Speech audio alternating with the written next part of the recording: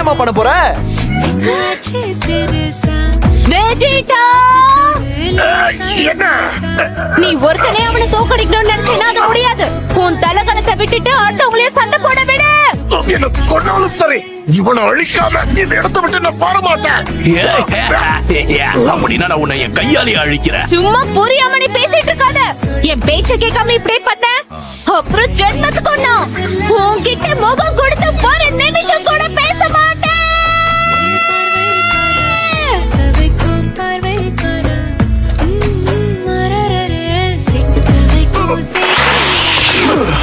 சரி, நீயே சண்டை போட. இவ்வளவு தூரம் கேட்கிறேன்னு விடுற.